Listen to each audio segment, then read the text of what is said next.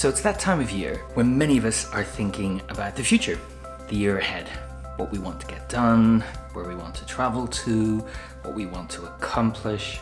All of this is great. However, we all know that when we think about the future, it's not always a pleasant experience. So in this video, what I want to do is help you distinguish between three kinds of mental time travel, three kinds of ways that our minds take us to the future, so that you can distinguish between them and understand for yourself which of them are helpful and which of them are unhelpful, and of course what you can do about those unhelpful ones.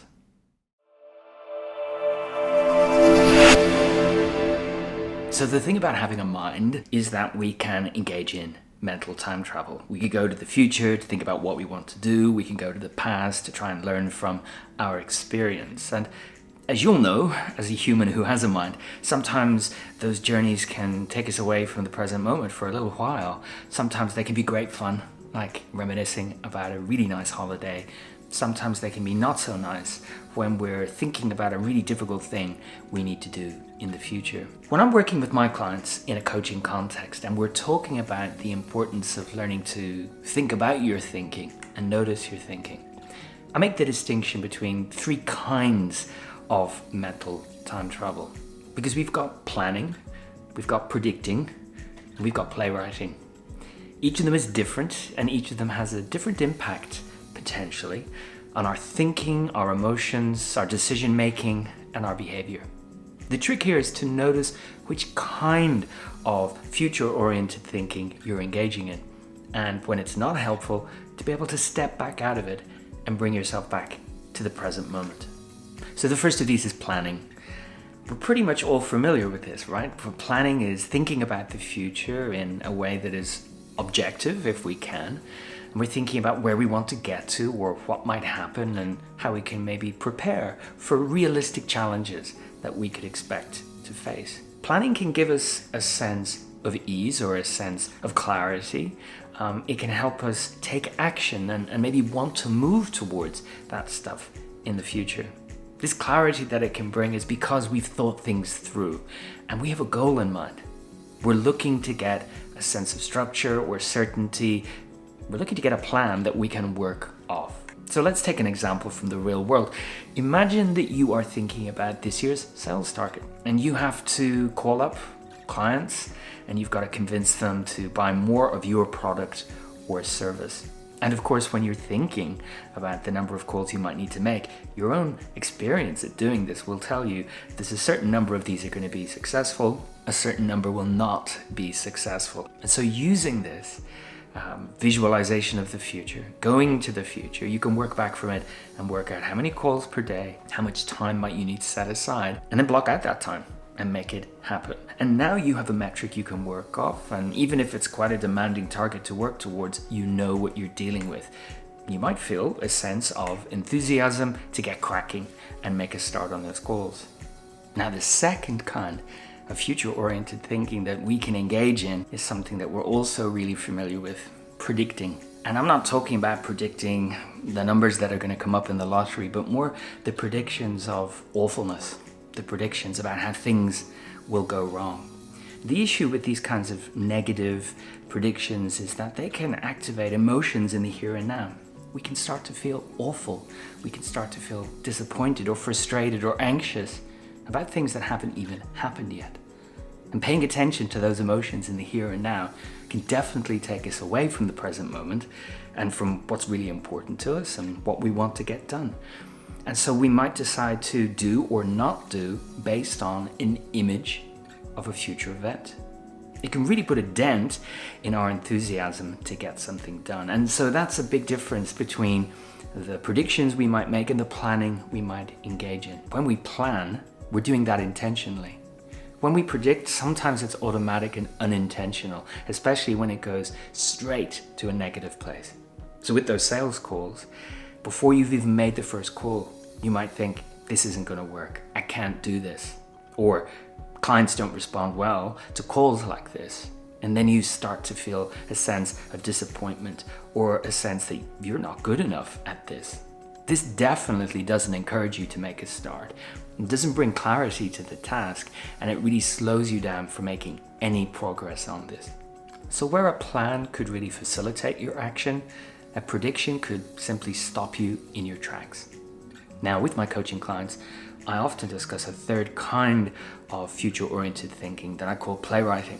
This is a more extreme version of those imagined future scenarios, because instead of just imagining an outcome, what we do with playwriting is we're creating a really complex, almost Hollywood-style script in our minds about how things are going to go. What he will say, what she will say, what I will feel in response, and then I'll do this, and then they'll respond that way. It's really quite complex, really quite detailed. Now, unless we're sitting down to write a Hollywood script, this isn't intentional. This isn't helpful, and it can activate really unpleasant and unwelcome emotions in the here and now that can really take us away from what we ideally want to do. Another way to think about this mental playwriting is a kind of a scary daydreaming. Our mind is taking us to a future scenario and walking us through just how awful it's going to be, step by step. So rather than just telling us you're not going to reach that sales target, when we engage in this kind of playwriting, what we're doing is imagining each of those clients responding to us very negatively on the phone. Maybe some of them being very angry that we're calling them out of the blue. Maybe some of them are rejecting our advances and threatening to end the business relationship completely. So rather than a simple binary success fail, we're being dragged through the negative experience by our mind. It's not very pleasant, is it? So back to our example of the sales calls. After spending maybe a few minutes, maybe even longer in our own thoughts, we sit back in our chairs and we wonder, what's the point? Why would I put myself through such a terrible experience when it's not going to work? We really want to avoid that negative outcome. We also really want to avoid the discomfort of being told no. But those emotions in the moment, right now, aren't based on a thing that's definitely going to happen. And that doesn't make them feel any nicer. And they can be very aversive. They can really move our focus from achieving the goal to just avoiding the discomfort of being told no. You could picture yourself sitting back and looking at that telephone with quite a bit of suspicion. So if you recognize yourself in these kinds of descriptions, don't worry. This is part of being human. This is part of having a mind that can bring us to the future and the past. There's two things that we can do about this to make this kind of mental time travel less disruptive and less likely to interfere with the kind of person that we want to be and the kinds of things that are meaningful to us that we actually want to do.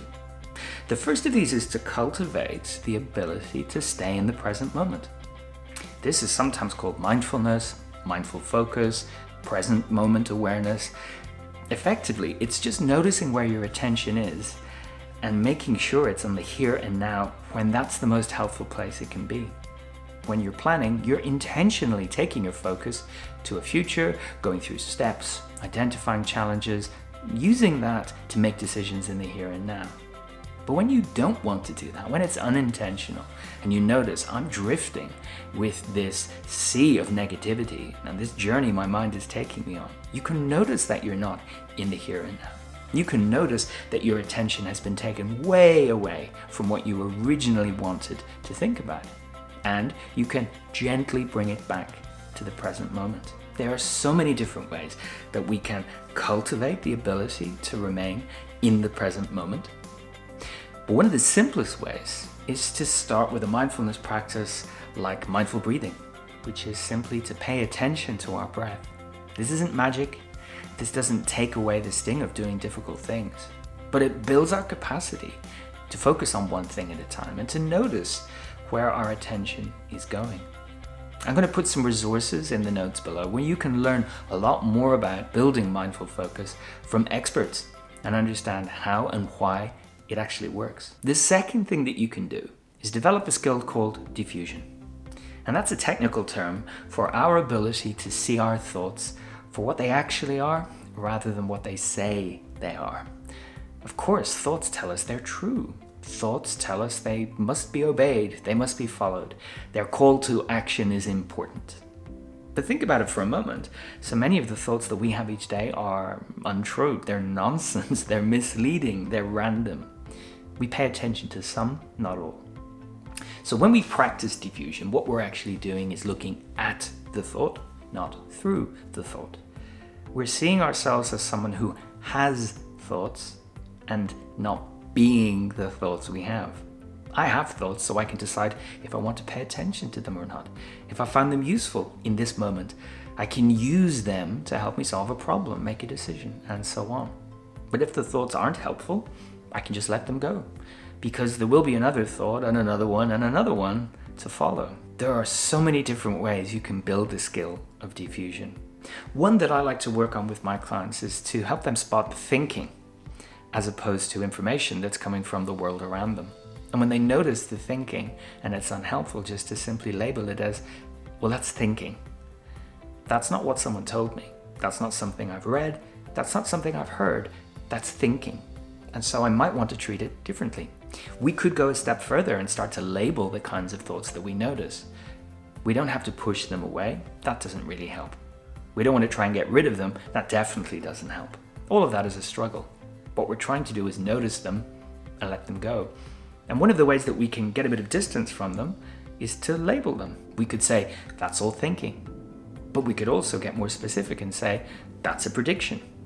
That's some self-criticism. These aren't helpful to me right now. I'll let them go.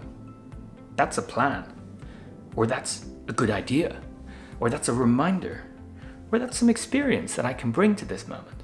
We don't have to accept all of these thoughts as true or as helpful. But rather than seeing them as good thoughts or bad thoughts, that leads us down a road that's really not helpful. We can just think about the moment we're in and ask ourselves whether these thoughts are helpful or unhelpful based on what we're trying to do right now. So when we notice that we are engaging in an awful lot of complex, detailed, Hollywood-style playwriting, we can simply say, I'm playwriting. Take a moment and step back to the task at hand, which could be a plan. So remember, planning can bring clarity and identify a way forward, and that really encourages us to take action. Predictions and the more extreme version of playwriting can really slow us down. It points to disaster, it supplies us with emotions we really don't want to feel right now, and it can slow us down or prevent us from taking the action that we find really helpful. Now, if you found this description of thinking helpful, I'd encourage you to share it with someone you know who you think might also be interested in it. If you'd like to, you can subscribe to the channel and get notified as to when new content comes out. I hope you found this useful, and I look forward to seeing you in the next one. Thanks for watching.